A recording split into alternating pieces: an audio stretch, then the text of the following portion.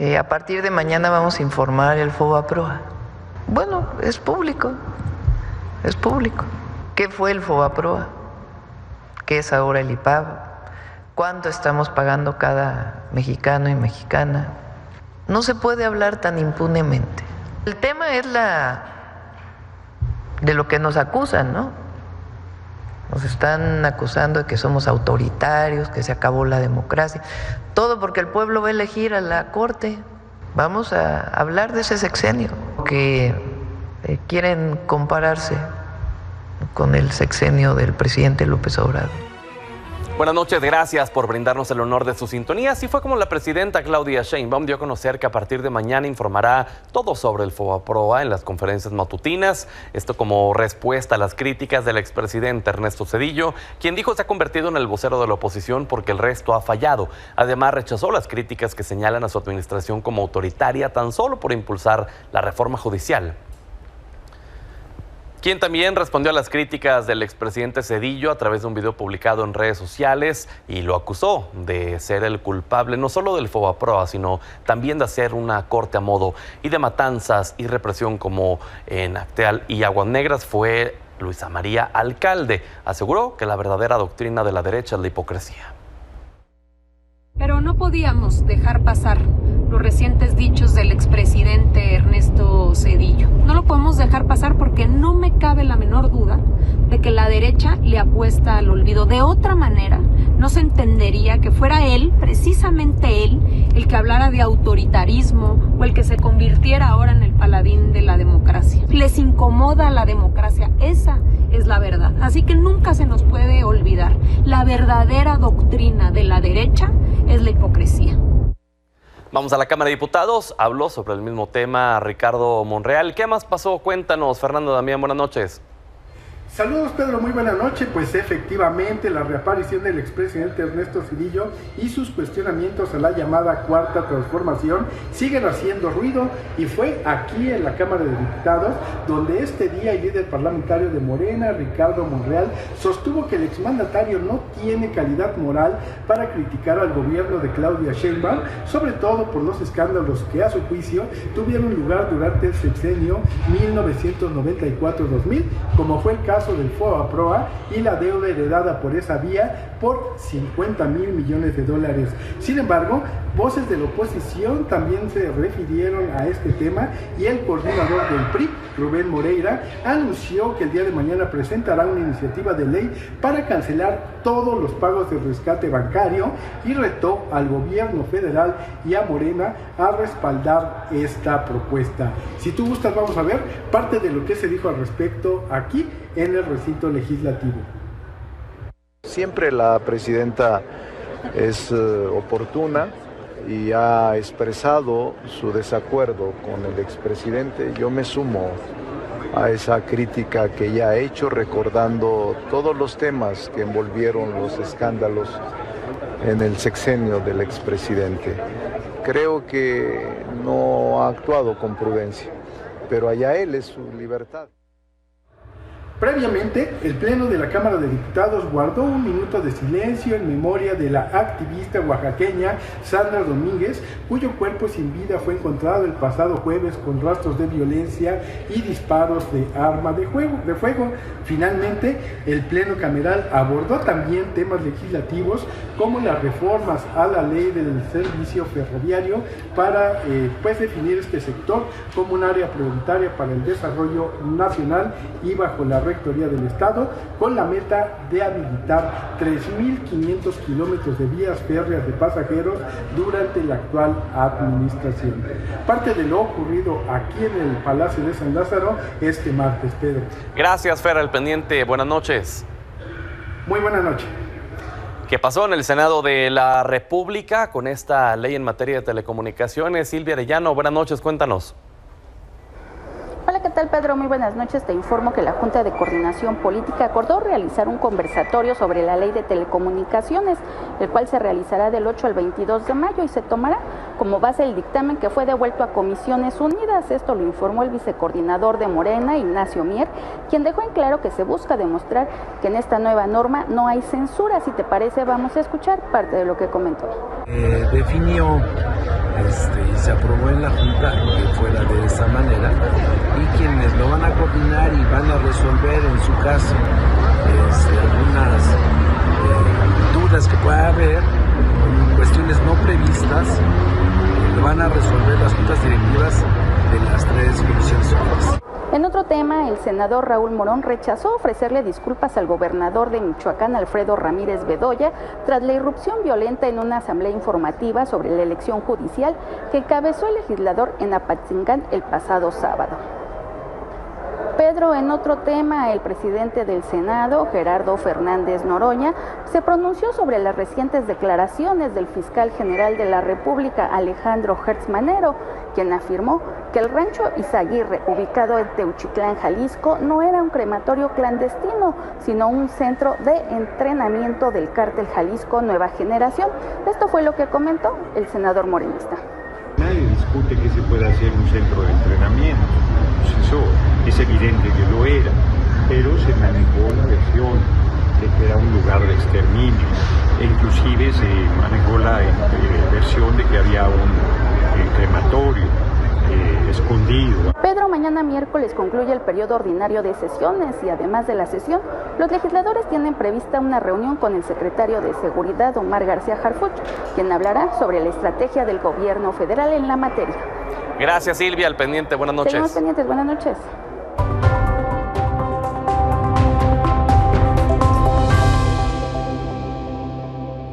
Hablemos sobre las candidaturas no deseadas que se han colado en esta elección judicial, también respecto a la polémica entre el PT y Morena. Está con nosotros Sacil de León, vicecoordinadora de la bancada de Morena en el Senado, Carolina Villano, senadora y secretaria general del PRI, Giovanna Bañuelos, vicecoordinadora de la bancada del PT en el Senado, y Laura Ballesteros, diputada federal de Movimiento Ciudadano.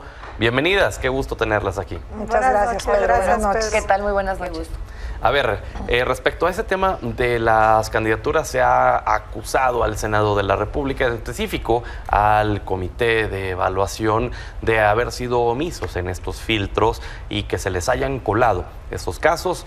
Tal fue el caso de la declaración del presidente del Senado, Gerardo Fernández Noroña, luego la respuesta de la presidenta del INE, y hasta la propia presidenta se pronunció y dijeron, pues será el tribunal el que tiene que resolver. Pero ¿fallaron o no fallaron estos filtros, Sacil?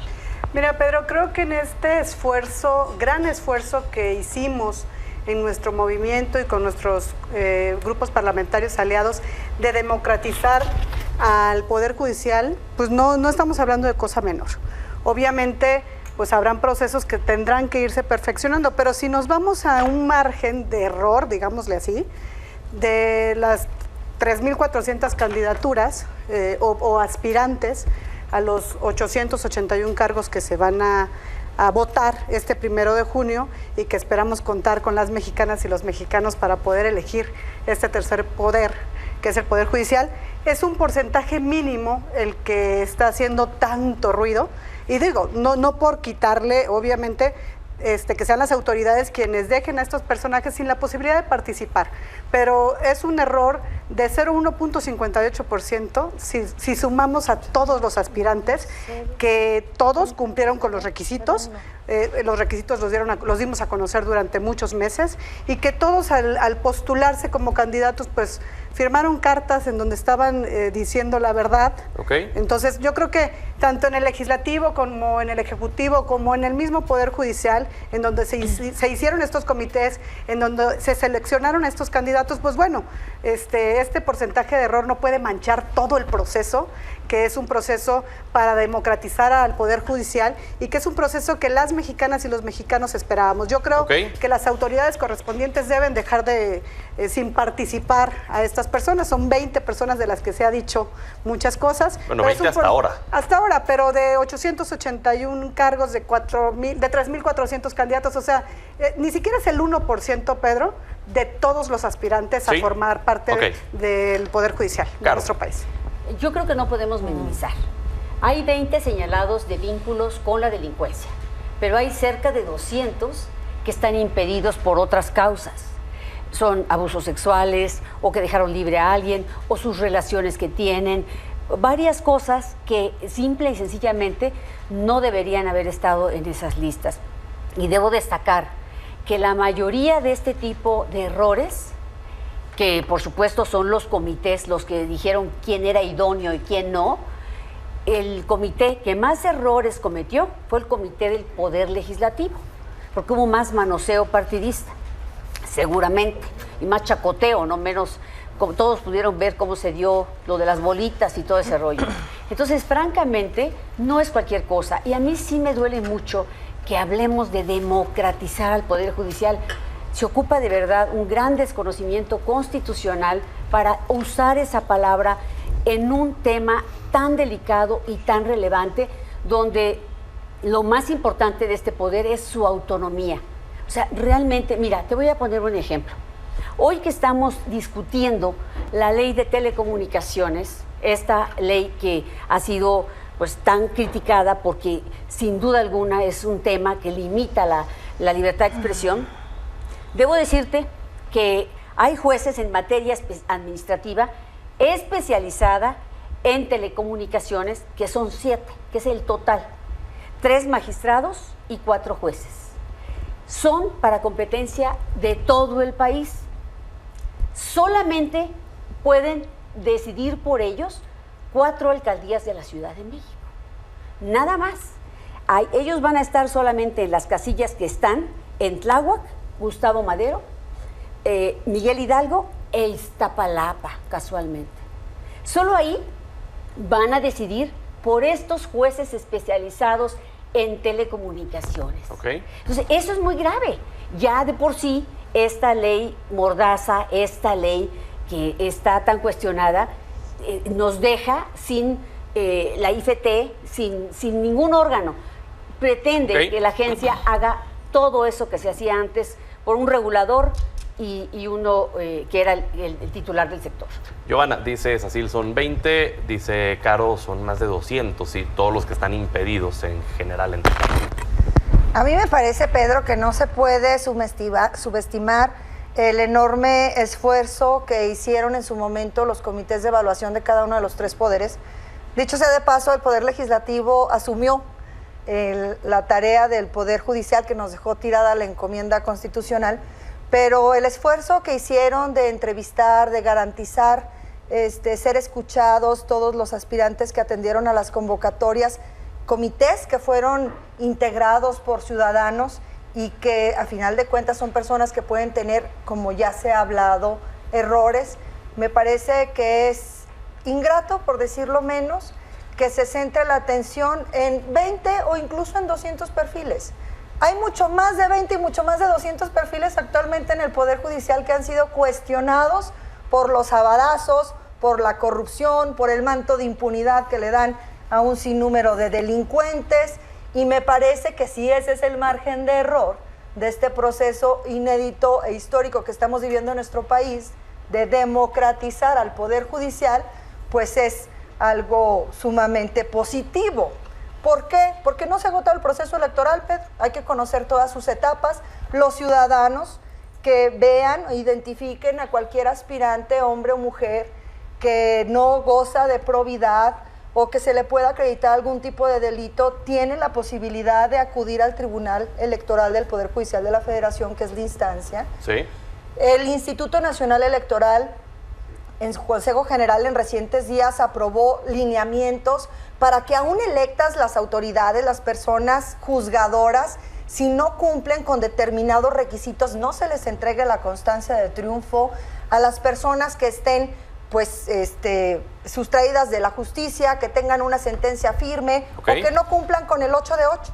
O sea, todavía hay muchas etapas que se pueden salvar, falta un mes. Interpongamos las denuncias. Si ya identificamos que está el abogado del Z40 registrado como un aspirante a cualquier cargo del Poder Judicial, pues interpongamos la denuncia ante la autoridad correspondiente. A mí me parece que lo muy importante, lo muy significativo es este proceso histórico que vamos a vivir el 1 de junio, donde vamos a renovar más de 880 cargos en este país y donde más de 19 entidades de la República van a vivir un proceso electoral también del Poder Judicial. Muy bien, Laura. Pues un proceso histórico porque van a llevar por primera vez en la historia del país jueces relacionados con el narcotráfico en México. Así de histórico. Pero miren, lo que nosotros hemos establecido, si ganan, imagínense qué grave lo que estamos escuchando en esta mesa. Porque los pusieron en una lista. Pero bueno, a ver, en Movimiento Ciudadano nosotros hemos dicho desde un principio que esto ha sido siempre una simulación, que no le va a traer más justicia a la gente, que ese es el reclamo popular. La gente no tenía justicia antes con la vieja política y con la política ahora de Morena tampoco. Esto no es una elección judicial, esto es un reemplazo masivo de jueces, de magistrados y de ministros de la Suprema Corte de Justicia. Y en ese reemplazo masivo que está haciendo Morena hoy como el partido oficialista, quitando de un plumazo a los de la vieja política para poner a los suyos, está sustituyendo la élite de la vieja política por su propia élite. En esa élite se les están colando narcotraficantes y personas relacionadas con el crimen organizado. Eso es lo grave de la discusión que estamos teniendo. Hicieron comités para seleccionar de a dedazo y de a tombolazo, pensando que eran enchiladas, ¿no? Era más fácil sacar una quesadilla, era más difícil sacar una quesadilla con tinga que sacar la terna que ellos sacaron para la tómbola del Poder Judicial, y se les cuela la abogada del Chapo Guzmán, se les cuela el abogado del Z40, se les cuela el fiscal del terror acusado de matar a 2 periodistas, se le cuelan personas vinculadas con La Luz del Mundo y otro tipo también de organizaciones absolutamente en contra de los derechos de las mujeres y de los derechos humanos del país. Esta es la calidad de elección que ellos están avalando. Yo sí te diría desde un principio, la gente merece mejor, merece mucho más de lo que ustedes les están dando. Están equivocando el camino, como ya lo hemos dicho, y esto las personas se los van a cobrar en las urnas. El problema de esto es que no todo se mide como una elección. Y el problema de esto es que cuando vengan los juicios, cuando vengan las sentencias, ahí van a estar estas personas vinculadas con el narcotráfico mexicano, haciendo valer, pues, presuntamente los vínculos con quienes los dejaron ponerse en esas listas. ¿Sacil? A ver, actualmente, como ya lo dijo Giovanna, existen estos jueces, estos magistrados que a dinerazo o con sabadazo sacaban a personas involucradas o que tendrían que estar en prisión y hoy están libres, dejando pendientes muchas sentencias, porque en realidad teníamos un sistema de justicia, Pedro, en donde una persona siendo inocente podría esperar 10 años en una prisión, porque se les determinara su situación, su caso, y eso lo hemos vivido, y con esta reforma constitucional están puestas las fechas límites para que los juzgadores de este país emitan una sentencia. Pero bueno, yo sí creo que es una elección del pueblo de México a juzgadores de justicia en nuestro país. Y de lo que habla Laura de los personajes que menciona, es el menos del 1%, Pedro. O sea, 0.58%. Con uno que te llegue a la Suprema Corte, con uno que te llegue a las magistraturas. Nómbrame un ministro de la Suprema Corte de Justicia que esté vinculado con el crimen organizado. ¿Cuántos jueces han sacado a criminales un miembro de la Suprema Corte de Justicia que esté vinculado con el crimen organizado? Mira, yo creo que no podemos dejar de valorar el esfuerzo que está haciendo no solamente los comités del Legislativo, del Ejecutivo y del Judicial, que dejó ahí la tarea incompleta, el esfuerzo que estamos haciendo como país por democratizar a quienes nos imparten justicia, porque realmente, ya lo dijo Laura, no teníamos justicia en este país. ¿Y cómo lo íbamos a resolver? Teniendo el mismo Poder Judicial amañado, con corrupción, con nepotismo, sin sensibilidad para dar una sentencia justa. Va a ser el Poder Judicial, ahora van a ser sus corruptos. No va a ser lo mismo, Laura, porque ahora el pueblo de México va a elegir a quienes nos impartan justicia. Eso no es lo mismo. Mira, yo por supuesto que estoy de acuerdo que la justicia en México era necesaria una reforma para mejorarla, para hacerla accesible a la población. Creo que la palabra es el acceso a la justicia. Esto no va a arreglar eso. Esto va a costar 20,000 millones de pesos, más lo que le quiera sumar de los estados de la República. Hay mucha confusión. La campaña que está haciendo el oficialismo es guinda. No va a arreglar, porque cuando dicen esto es que hay un desconocimiento sobre el diagnóstico. El diagnóstico es efectivamente los juicios son muy tardados. Hay que preguntarse por qué. Primero, hay muchas chicanas judiciales que podemos eliminar haciendo reformas adecuadas, escuchando a quienes son procesalistas. Segunda, es porque faltan órganos jurisdiccionales, no hay suficientes jueces. Y además, no puede haber justicia de primera y de segunda. Yo no estoy de acuerdo que los jueces federales ganen más que los jueces locales. No estoy de acuerdo. Primera.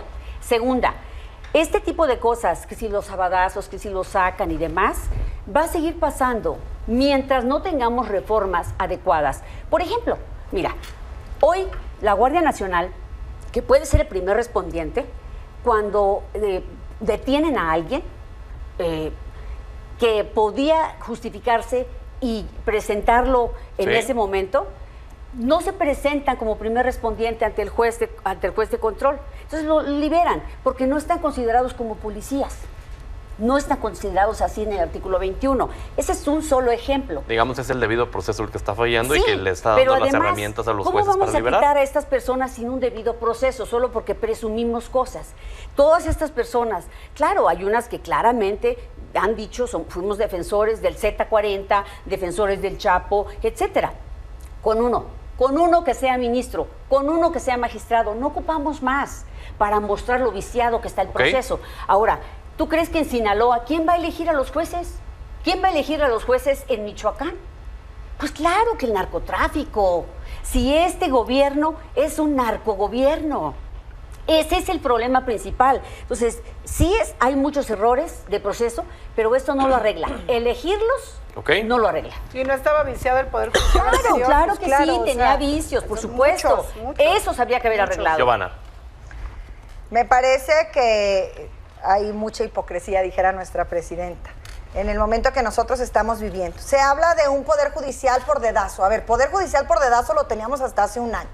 Para que toda la gente que nos ve y nos escucha sepa, en el pasado reciente, el Poder Judicial se elegía en el Senado de la República, la inmensa mayoría de los cargos, por mayoría calificada, es decir, 82 votos. Si nosotros quisiéramos imponer autoridades del Poder Judicial, hubiéramos dejado la ley y la Constitución justo como estaba, Pedro. Porque obviamente el pueblo de México sabe que nosotros tenemos los 86 votos en el Senado de la República. Estas eran decisiones exclusivas del Senado, ni siquiera del Congreso de la Unión.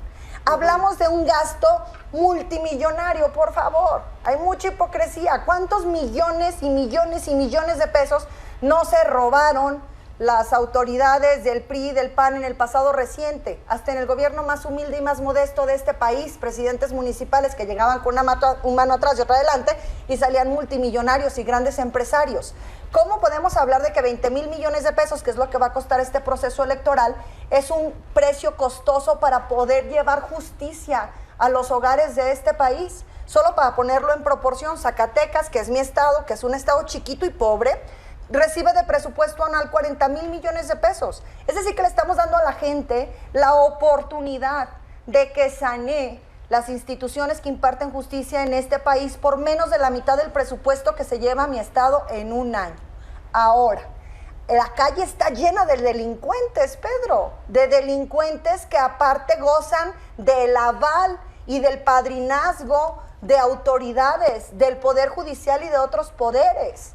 No es posible. Y las cárceles, démonos una vuelta. Hay millones de historias verdaderamente indignantes de personas inocentes que no han tenido, incluso después de años de estar privados de su libertad, una sentencia. No podemos defender al Poder Judicial que tenemos hoy en nuestro país. La corrupción está en este Poder Judicial, la impunidad está en este Poder Judicial. Y me parece que el darle el beneficio de la duda a un pueblo que la derecha sigue subestimando y que nosotros respetamos profundamente, para que ellos puedan elegir si le dan el voto a fulano de tal que está cuestionado por la sociedad, que está siendo acusado, independientemente de algún juicio sumario, pues la gente va a elegir por primera vez. Y yo te aseguro que habrá más sabiduría en el pueblo de México que la que pudo existir en el pasado reciente, incluso en nuestro movimiento a través de los 86 votos que representamos en el Senado de la República. Solo me queda una duda muy genuina que quizás mucha gente se estará preguntando al escucharlas, porque creo que todas coinciden en que el Poder Judicial pues no funciona de la forma en la que debería y que hay mucho que mejorarle. ¿Por qué nadie lo intentó antes? ¿Por qué no hubo un intento de esta u otra reforma judicial antes? Déjame nada más ir con Laura, porque antes de que se nos vaya más el tiempo y que le toca la participación a Laura.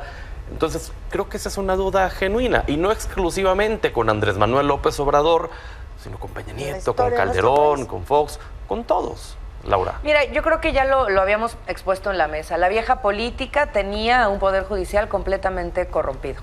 El gran problema es que hoy van a reemplazar a esos corruptos por los corruptos de Morena e incluso sus corruptos y sus narcotraficantes. Movimiento Ciudadano puso sobre la mesa desde hace más de 3 años una reforma profunda al Poder Judicial, donde decíamos que se tenía que sacudir de fondo, de raíz, a los ministerios públicos con un 95% de tasa de no denuncia, de cifra negra, donde se tenía que sacudir de fondo a las fiscalías absolutamente partidizadas y llenas de corrupción. Hoy una fiscalía estatal no es capaz de organizarte ni un bautizo porque se le pierde el niño. No pueden generar una carpeta para encarcelar un presunto violador, como es el caso de Cuauhtémoc Blanco. O no pueden generar un seguimiento de desaparecidos cuando hay... Hasta la Guardia Nacional estuvo involucrada hace unos años. Estos son los problemas a los que nos enfrentamos hoy con las fiscalías y los ministerios públicos. Ahí está el problema que le duele a la gente todos los días. Pero se van a pelear con la Suprema Corte de Justicia, porque fue el enemigo número 1 del presidente de la República, el que les dijo que no a la militarización, el que dijo sí a los derechos de las mujeres en su derecho a decidir y muchos derechos progresistas para México, porque esa es la batalla, ese fue el tiro cantado y aquí están las consecuencias. Ahora, sí quiero decir de manera muy clara que la ONU, la Comisión Interamericana de Derechos Humanos, ya habían advertido que hacer este proceso de selección de voto a través de estas planillas, que a mí, yo te diría la primera pregunta, Ivana, si lo que quieren es que se decida en la urna, entonces ¿para qué hicieron listas? Si la gente tiene todo este conocimiento, que el 55% de los mexicanos hoy dicen tener nulo conocimiento sobre la elección judicial, la encuesta salió esta semana en El Financiero, 55%. Ellos dicen que tienen de un partido político y yo también. Nulo es como si yo te dijera, sobre ¿para la qué los partidos registras candidatos? ¿Para qué haces una lista? ¿Para qué haces una lista si lo que dices, el 1 de junio para si lo que dices es que se decante en la urna? Eso es lo que estás diciendo. Lo que se había recomendado incluso, y es lo que, no, amigas, lo que sucedía, incluso se les dijo que en Estados Unidos los únicos casos que había de selección en urna eran a través de voto en la urna y no de listas. Las listas lo que hacían era desvirtuar y generar estos vicios de origen para los candidatos. Pero no la nuestra. Pues claro, siempre tienen ustedes otros datos. El problema es que el país no es su juguete. Y el problema es que la justicia en México no puede jugar a la prueba y el error. Por eso la gente se los va a terminar cobrando. Yo nada más les voy a decir una cosa. El 80% de los mexicanos y de las mexicanas confían en las decisiones que ¿Cuánto tiene el PT? ¿Cuánto tiene el PT de porcentaje? No sé de dónde. Entonces, a mí me parece, hablemos del 3% de intención de voto que ustedes tienen. Claramente. Ese 3% las ideas que están poniendo en la mesa. Se nos vaya más el tiempo porque nos quedan todavía. A ver, permítanme. Ha permitido que haya reformas constitucionales, cosas que ustedes canadienses no pueden frenar. Por tu sobrerepresentación. Ya, por favor. No sobrerepresentación. Son las mismas reglas del juego sobre las que tú estás. A ver, Laura, Giovanna. Tú no eres conductora, Laura, Giovanna, por favor. Laura, Giovanna. Con mucho gusto, Pedro. Ok. Nos quedan ya las últimas intervenciones. Caro, Sacil, vamos con ustedes. Caro, nos querías decir de la pregunta que les hice. Mira, tu pregunta es muy importante. Es muy difícil, sobre todo en una mesa donde no se conoce el Poder Judicial, hablar de este tema. El tema del Poder Judicial es muy profundo. Primero, el Poder Judicial Federal fue haciendo una carrera judicial que fue perfeccionando. Era una sola carrera. No ocurre así con los poderes judiciales locales. Hay distintas cosas que están mal. Lo que más mal está son los poderes judiciales locales y ahí son las fiscalías. Esto no lo arregla. Desafortunadamente desperdiciamos una gran oportunidad. Llevamos mucho tiempo haciendo cosas. Es decir, muchas cosas ya no funcionan. El nuevo sistema de justicia penal no ha funcionado porque la policía no es científica. ¿Y por qué con Peña Nieto no se intentó hacer algo? El que hizo la reforma penal fue Calderón. Hubo 8 años para implementarla, había un órgano de implementación que estaba funcionando más o menos bien. Vino un secretario muy ignorante y la convirtió en una dirección de área. Y no se siguió una implementación adecuada, pero tiene que haber recursos. Nosotros los diputados y senadores les hemos dado muchas reformas a los poderes judiciales, pero nunca les hemos acompañado de presupuesto y el error está en la implementación siempre invariablemente. Bueno, es que ahora que ya no pueden hacer nada es muy fácil señalar y juzgar y decir que ya tienen la solución. ahora, que ya no pueden hacer nada. Pero yo creo, Pedro, que lo que vamos a vivir el día 1 de junio es un acto inédito, histórico, que por primera vez el pueblo de México va a elegir a quienes impartan justicia en nuestro país. Uno de los poderes que forman este país, que era el único que no era electo por las y los mexicanos, y yo creo que la participación de las ciudadanas y de los ciudadanos va a estar. Vamos a tener una elección con mucha actividad y con mucha participación. Y también decirte, Laura, que mucho hablamos de lo que sucede y esto, pero en tu estado, en Jalisco, el exgobernador Alfaro ponía a los magistrados a su goce de su antojo. O sea, seguir viviendo de esta falsedad en donde los gobernadores se imponen en el Poder Judicial, pues tampoco podíamos seguirlo tolerando o seguir permitiendo poner a los que suyos.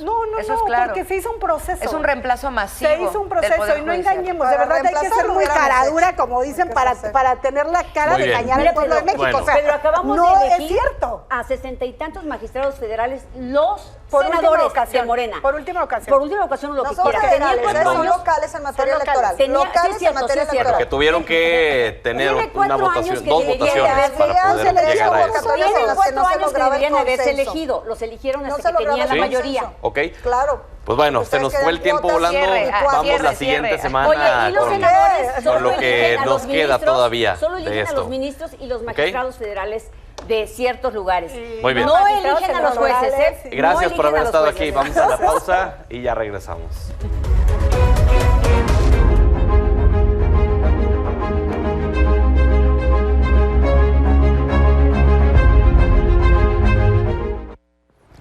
Stephanie Enaro, se cumplen 100 días de Donald Trump como presidente. ¿Cuál es el balance desde tu perspectiva geopolítica?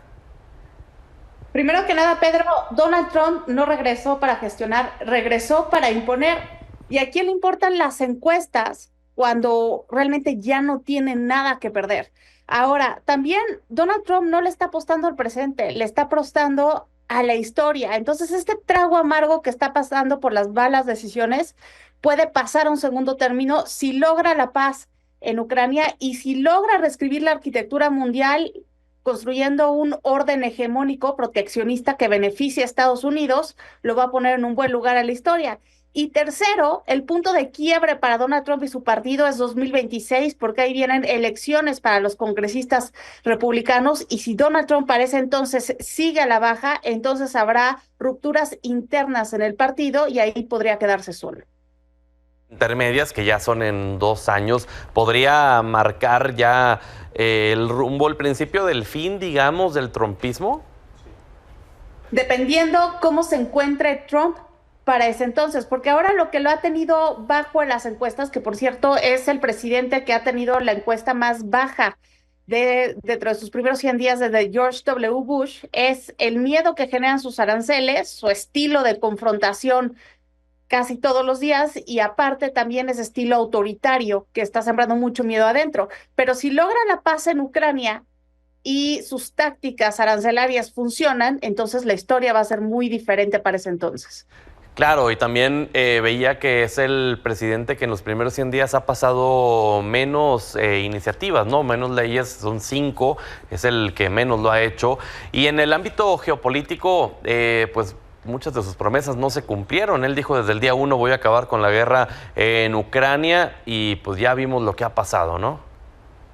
Así es, pero todavía no hay que apagar esa vela porque las imágenes de Donald Trump platicando con Zelensky en el funeral del Papa Francisco son bastante fuertes y es mucho más de lo que la administración de Joe Biden hizo. Ahora, también un tema importante es cómo pues, ya no está firmando concesiones ni tratados de paz, está firmando capitulaciones. Lo que está haciendo con Panamá, recuperando zonas estratégicas para Estados Unidos bajo la óptica de la seguridad y la cooperación militar, pues nos habla de esa potencia hegemónica que es Estados Unidos ante los ojos de Donald Trump. Caray, ¿hay manera, yo creo que es la pregunta del millón, ¿hay manera de poder enmendar el camino para Donald Trump? Pues me parece que depende del 2026. Hasta el 2026 no lo vamos a ver porque en este momento no tiene contrapesos. Tiene a su partido como mayoría en las 2 cámaras y ya no tiene nada que perder. no se puede reelegir hasta el momento. Y eso nos dice que él no se está concentrando en el presente, sino que se está concentrando en su legado. Esa palabra es muy peligrosa hasta el momento. Y ya por último, en materia económica, ¿sí hay forma en la que pueda al menos llenar las expectativas de que por eso lo eligieron? Pues eso va a depender de cuántos países acepten sus términos y condiciones. Y lo que sí ha quedado claro es que Donald Trump ha hecho valer el peso de Estados Unidos. Es uno de los mercados más grandes que puede imponer sus condiciones y eso es lo que le está demostrando al mundo entero. Stephanie, nos guste o no. Sin duda alguna. Stephanie, gracias y como siempre un honor. Nos vemos la próxima semana. Y vamos a ver justamente un resumen de estos primeros 100 días.